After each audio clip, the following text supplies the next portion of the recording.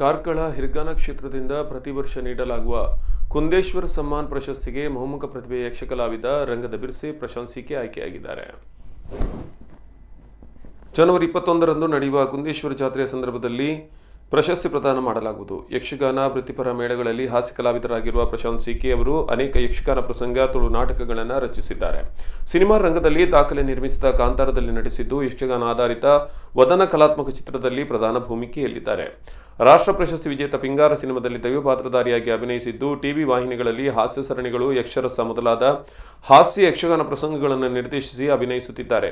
ವೃತ್ತಿಪರ ಮೇಳಗಳಲ್ಲಿದ್ದು ಅನೇಕ ತಿರುಗಾಟ ಮಾಡಿರುವ ಸಿಕೆ ಅವರು ತುಳು ರಂಗಭೂಮಿಯ ನರ್ಗೆರತ್ನ. ಅವರು ಬಹುಮುಖ ಪ್ರತಿಭೆಯನ್ನು ಪರಿಗಣಿಸಿ ಪ್ರಶಸ್ತಿಗೆ ಆಯ್ಕೆ ಮಾಡಲಾಗಿದೆ ಎಂದು ಸಾಂಸ್ಕೃತಿಕ ಕಾರ್ಯಕ್ರಮ ಸಂಯೋಜಕ ಜಿತೇಂದ್ರ ಕುಂದೇಶ್ವರ ಹೇಳಿದ್ದಾರೆ. ಶನಿವಾರ ರಾತ್ರಿ 7 ಗಂಟೆಗೆ ಪ್ರಸಿದ್ಧ ಕಲಾವಿದರ ಕೂಡುವಿಕೆಯಿಂದ ಹಿರಣ್ಯಾಕ್ಷ, ಹಿರಣ್ಯಕಶಿಪು ತುಳು ಮತ್ತು ಕನ್ನಡ ಯಕ್ಷಗಾನ ಪ್ರದರ್ಶನಗೊಳ್ಳಲಿದೆ. ದೈವ ಮಹಿಮೆ ಸಾರುವ ಮಾಯತಪ್ಪ ಮಂತ್ರದೇವತೆ ತುಳು ನಾಟಕ ನಡೆಯಲಿದೆ.